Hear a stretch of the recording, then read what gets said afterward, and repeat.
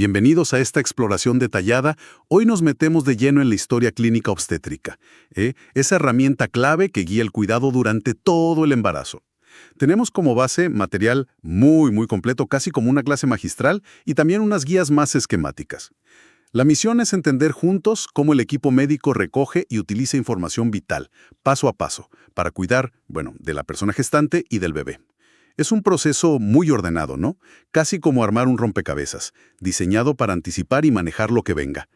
¿Empezamos a ver las piezas? De acuerdo, arranquemos por el principio. La conversación inicial, lo que llaman anamnesis. Me imagino que hay preguntas que son sí o sí indispensables, ¿no? Como si hay contracciones, sangrado, ese tipo de cosas. Exacto. Esas preguntas iniciales son como el primer radar, digamos. Las contracciones uterinas, por ejemplo, no basta con saber si existen, hay que entender cómo son, cada cuánto vienen, cuánto duran, son intensas. Claro. Eso nos da pistas cruciales sobre si el trabajo de parto está comenzando o si es otra cosa. Claro, porque no todas las contracciones significan que el parto es ya inminente. Y con el sangrado vaginal pasa algo parecido, que no todo sangrado es igual. Precisamente. Es fundamental diferenciar. Un sangrado rojo vivo y abundante puede ser una señal de alarma importante, mientras que uno escaso y marrón podría tener otro significado. Ajá. Y luego está el famoso tapón mucoso, que es una mezcla de moco y un poquito de sangre, y que suele aparecer ya cerca del final del embarazo. Ajá, claro. Confundirlo con un sangrado problemático genera mucha angustia innecesaria, así que aclarar esto es clave, sí. Entiendo. Otra duda común es la pérdida de líquido. ¿Cómo se sabe si es líquido amniótico o, alguna otra cosa? Ese es un punto crítico y a veces confuso, la verdad. El líquido amniótico típicamente es transparente, como agua, y tiene un olor muy particular, descrito clásicamente como a lejía o a lavandina, ¿viste? Sí he oído eso. La cantidad puede variar un montón, desde mojar un poco la ropa interior hasta ser un chorro evidente. Hay que diferenciarlo del flujo vaginal, que suele aumentar en el embarazo por los cambios hormonales. Claro. O incluso de la orina, que a veces se escapa un poquito. Por eso la descripción detallada de la pérdida es tan importante. Vale, eso aclara bastante. ¿Y los movimientos fetales? ¿Hay un momento normal para empezar a sentirlos o varía mucho? Varía, sí. Las personas que esperan su primer bebé, las nulíparas, suelen notarlos un poco más tarde, quizás, alrededor de las 20, 22 semanas. Ya. Quienes ya han tenido hijos, las multíparas, a veces lo sienten antes, sobre las 16, 18 semanas. Pero ojo, más importante que el cuándo se empiezan a sentir es notar si hay un cambio significativo. ¿Un cambio como? Si los movimientos disminuyen mucho o desaparecen. Eso siempre es una señal para consultar de inmediato. Hay que estar atentos a eso. Importante ese matiz del cambio, ¿sí? Y sé que también se pregunta por síntomas específicos que podrían indicar complicaciones, como la preeclampsia, ¿verdad? Correcto. Buscamos activamente señales de alerta. Un dolor de cabeza muy fuerte y persistente, zumbidos en los oídos, ver lucecitas. Los escotomas creo que les dicen. Eso, escotomas. O un dolor en la boca del estómago, la epigastralgia, o bajo las costillas del lado derecho. Estos pueden ser síntomas de preeclampsia. Es una condición seria relacionada con la presión arterial alta en el embarazo. Y detectarla a tiempo es vital, me imagino. Totalmente. Y por supuesto también preguntamos por fiebre sin causa aparente, que podría indicar una infección como una coreoamnionitis, o molestias urinarias o digestivas también. Parece que esa primera conversación ya da muchísima información, mucha data. Ahora, me imagino que se profundiza en la historia médica y los embarazos anteriores, ¿cierto? Lo que llaman antecedentes. Así es. Ahí indagamos en el historial completo. Un dato fundamental, pero fundamental, es la fecha de última regla, la FUM o FUR. Ajá. Y aquí la clave es que sea confiable. ¿Qué significa eso? Que la persona la recuerde bien, que sus ciclos previos hayan sido regulares y que no haya factores que la alteren como ciertos anticonceptivos recientes, por ejemplo, la ampolla de 3 meses o estar amamantando. Suena muy preciso eso de confiable. ¿Por qué es tan crucial esa fecha, si se puede saber? Porque con una FUM confiable podemos calcular dos cosas esenciales. La edad gestacional, o sea, cuántas semanas tiene el embarazo. Exacto. Y la fecha probable de parto, la FPP, que usualmente se estima a las 40 semanas. Hay fórmulas para esto. La más usada es la regla de Naegele, que básicamente ajusta sumando días y restando meses a la FUM. Hay que tener cuidado con los cálculos si la fecha cae a fin de mes o principio de año, pero bueno, se calcula. Pero, ¿qué pasa si la fecha no es confiable? Me imagino que no siempre se recuerda con exactitud o los ciclos no son perfectos. Muy buena pregunta. En esos casos, la ecografía temprana, idealmente hecha antes de las 12 semanas, es la herramienta más precisa para datar el embarazo. Es la que manda, digamos. Ah, la eco del primer trimestre. Esa misma. Si no hay una eco temprana, se usa la que se tenga. Aunque bueno, pierde algo de exactitud cuanto más avanzado está el embarazo. Y en situaciones ya extremas, sin FUM confiable ni ecografía, la altura del útero nos puede dar una idea aproximada, pero es mucho menos precisa. Conseguir una buena datación es importante porque muchas decisiones clínicas dependen de la edad gestacional correcta. Tiene todo el sentido. He visto en las notas algo llamado fórmula obstétrica, con letras y números, G, P, A, B, C, E. Parece un código secreto. Sí, parece un poco críptico al principio, pero es simplemente una forma estandarizada y rápida de resumir la historia de embarazos de una persona. La G es el número total de gestaciones, o sea, cuántas veces ha estado embarazada, incluyendo la actual y todos los anteriores. Partos, abortos, ectópicos, todo. Ok, G de gestaciones. Exacto. Y la P indica la paridad y los números que le siguen detallan esos resultados. La B son los nacidos a término de 37 semanas o más. La C, los pretérmino, antes de las 37. La D son las pérdidas, abortos de menos de 22 semanas o menos de 500 gramos, molas, ectópicos. Entiendo. Y la E es el número de hijos vivos actualmente. Eso es importante, el actualmente. A ver si capto la idea. ¿Sería como un resumen rápido para el equipo médico? Un ejemplo. Exactamente. Mira, por ejemplo, alguien con 2 partos a término, y esos 2 hijos viven, sin prematuros ni abortos, sería G2 P2002. ¿Ves? 2 gestaciones, paridad, 2 a término, 0 pretérmino, 0 pérdidas, 2 vivos. O si tuvo un embarazo gemelar a término y ambos viven, sería G1 P2002. Una gestación, 2 partos a término, 2 vivos. Ah, claro. Los gemelos cuentan como un solo embarazo, pero 2 partos. Eso es. Ayuda a tener un panorama rápido de la experiencia obstétrica previa. Además de la fórmula, claro, se preguntan detalles sobre complicaciones en partos anteriores, si hubo cesáreas, por qué motivo, y por supuesto al historial médico general, si hay hipertensión, diabetes, asma, tuberculosis, alergias, cirugías. Todo cuenta. Hay que preguntar específicamente. Es un panorama súper completo. Bien, después de toda esta conversación, viene el examen físico, imagino. ¿Qué se mira específicamente en el contexto del embarazo, más allá de lo habitual? Claro, pasamos a la exploración física. Se toman las funciones vitales básicas. La presión arterial, crucial por el riesgo de preeclampsia, el pulso, la temperatura, la saturación de oxígeno. También el peso y la talla para calcular el índice de masa corporal y ver la ganancia de peso. Lo estándar, digamos. Sí, y se evalúa el estado general, la hidratación, la nutrición, la piel, las mucosas, el cuello para ver la tiroides. ¿Y hay algo particular de la obstetricia en este examen general? Sí, por supuesto. Por ejemplo, el examen de mamas es importante. Se revisa si los pezones son aptos para la lactancia, si están formados o si son planos o umbilicados porque a veces se pueden necesitar intervenciones sencillas para ayudar. Y claro, se buscan bultos o masas sospechosas. Entiendo. También es fundamental buscar edemas, la hinchazón, sobre todo en piernas, manos y cara, que puede ser otro signo de preeclampsia. Se gradúan en cruces según la intensidad. Ajá. Y se revisan los reflejos osteotendinosos, los ROT. Si están muy exaltados, lo que llamamos hiperreflexia, también puede ser una señal de alerta neurológica, de irritación cortical, relacionada con la preeclampsia severa. Entendido. Ahora, el examen abdominal, que supongo es donde se empieza a evaluar directamente al bebé, ¿no? Así es. Una vez que el útero crece lo suficiente como para palparse por encima del pubis, generalmente después de las 12-13 semanas, podemos empezar a obtener información directa del embarazo. Lo primero es medir la altura uterina, AU. Con una cinta métrica. Sí, con una cinta métrica común, desde el borde superior del hueso del pubis hasta la parte más alta del útero. el fondo uterino. Esta medida nos da una idea del crecimiento fetal y del útero. ¿Y esa altura se compara con lo esperado para las semanas de embarazo que calculamos antes? Exacto. Al principio, más o menos hasta las 20-22 semanas, los centímetros de altura uterina suelen coincidir bastante bien con las semanas de gestación.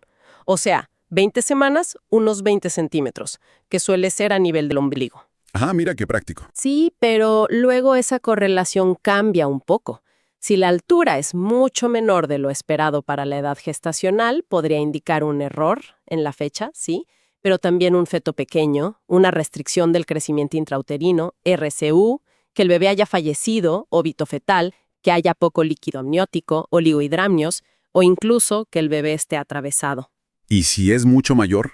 Pues podría ser por obesidad materna, un feto grande, macrosomía, un embarazo múltiple, exceso de líquido, polidramnios, la presencia de miomas grandes o algo tan simple como que la vejiga esté llena. Por eso siempre pedimos orinar antes de medir. Claro.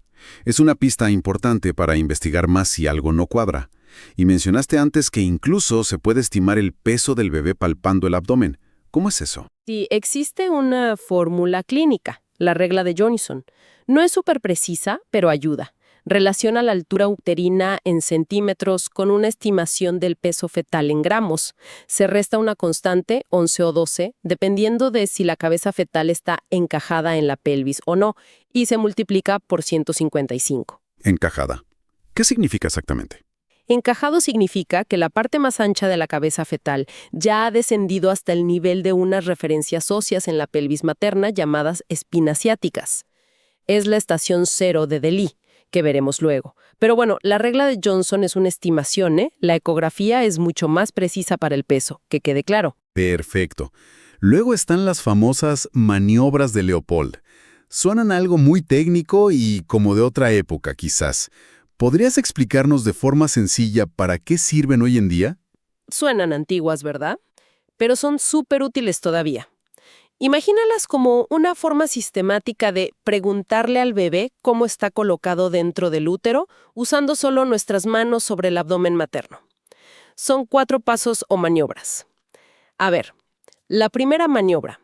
Ponemos las manos en el fondo del útero, arriba. Esto nos dice la situación fetal, o sea, si el eje del bebé está alineado con el de la madre, longitudinal, que es lo más común, casi siempre, o si está atravesado, transversa o diagonal, oblicua. Ok, ¿vertical o atravesado? Eso. La segunda maniobra. Bajamos las manos a los lados del abdomen, a los flancos. Esto nos ayuda a determinar la posición. Si está longitudinal, buscamos dónde está la espalda del bebé, izquierda o derecha. Si está transverso, buscamos dónde está la cabeza. Izquierda o derecha. Exacto. La tercera maniobra. Con una sola mano, como una pinza, justo encima del pubis, intentamos agarrar y mover suavemente la parte del bebé que está más abajo. Esto nos dice la presentación. ¿Qué parte del bebé está encajándose en la pelvis? Si palpamos algo duro, redondo, que pelotea, es la cabeza. Presentación cefálica, lo más frecuente. Si es más blando, irregular, son las nalgas o los pies. Podálica. Cabeza o cola, básicamente. Sonríe. Algo sí. Y la cuarta maniobra. Nos ponemos mirando hacia los pies de la paciente e intentamos meter los dedos por debajo de esa parte que está presentándose. Esto evalúa el encajamiento. ¿Qué tan metida está esa presentación en la pelvis? Ah, ok, tiene su lógica. Y saber todo eso, situación, posición, presentación, encajamiento, ¿para qué es útil en la práctica? Es fundamental por varias razones. Primero, nos permite describir la estática fetal de forma estandarizada. Por ejemplo, podemos decir feto en longitudinal cefálico con dorso izquierdo LCI. El equipo entiende perfecto cómo está. Claro, un lenguaje común. Exacto. Y segundo, y muy importante, nos dice dónde es más probable encontrar y escuchar bien los latidos del corazón del bebé, la FCF, con el estetoscopio de Pinard o el Doppler.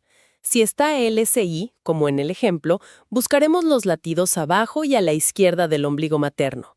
Si estuviera podálico, los buscaríamos por encima del ombligo. Si transverso, cerca del ombligo. Nos guía. Tiene muchísima lógica. Ahora entiendo mejor.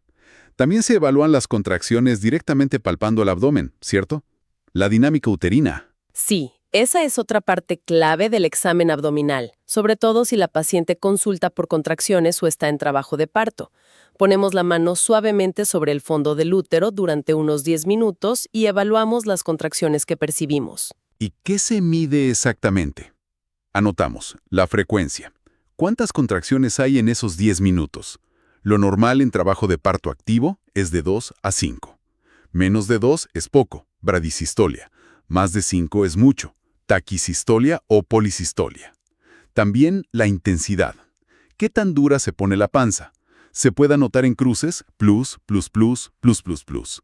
O si se mide con un catéter interno en milímetros de mercurio, mmg. Y la duración. ¿Cuántos segundos dura cada contracción? Desde que empieza a endurecerse hasta que se relaja. Lo normal en trabajo de parto es entre 30 y 50 segundos. Y hay riesgos si las contracciones son muy seguidas o muy débiles. Definitivamente. Muy pocas contracciones o muy débiles pueden hacer que el parto no progrese, y demasiadas contracciones, muy seguidas, muy intensas, polisistolia, hiperdinamia, son peligrosas porque no le dan tiempo al bebé a recuperarse entre una y otra, y eso puede llevar a sufrimiento fetal por falta de oxígeno. ¿Entiendo? Además, entre las contracciones, es vital evaluar el tono uterino. Normalmente, el útero debe relajarse completamente, ponerse blando. Si el útero se queda duro, tenso, contraído constantemente, hipertonía, eso es una emergencia obstétrica, porque puede ser un signo de un desprendimiento prematuro de placenta, DPP. ¿Cuánta información se obtiene solo con palpar? Es increíble. Y finalmente, en el abdomen, escuchar los latidos del bebé, la frecuencia cardíaca fetal, FCF. Exacto. Una vez que ubicamos la posición fetal con las maniobras de Leopold, buscamos el foco donde mejor se escuchen los latidos. Como decíamos, el rango normal es entre 110 y 160 latidos por minuto, LPM. 110 a 160. Eso es. Si está consistentemente por debajo de 110, es bradicardia. Por encima de 160, taquicardia. Una causa común de taquicardia fetal, por ejemplo, es que la madre tenga fiebre. Pero si la bradicardia o taquicardia son persistentes, pueden ser un signo de que el bebé no está recibiendo suficiente oxígeno, de hipoxia fetal. También evaluamos si el ritmo es regular y si la intensidad es buena. Muy bien. Nos queda una parte importante del examen, que a veces genera dudas o quizá un poco de incomodidad. El examen vaginal o tacto vaginal.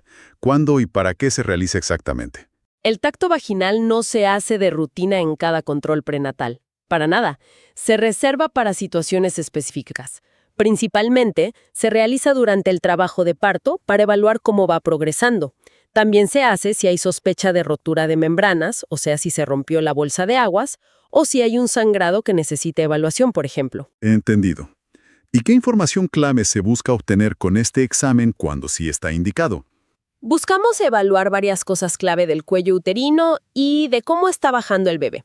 Primero, cómo está el cuello del útero. Medimos dos cosas. El borramiento o incorporación, que es qué tan fino se ha vuelto el cuello. Se mide en porcentaje, de 0%, grueso, a 100%, totalmente fino, como papel. Ok, el adelgazamiento. Eso. Y la dilatación, que es cuánto se ha abierto el orificio cervical. Se mide en centímetros, desde 0 hasta 10 centímetros, que es la dilatación completa.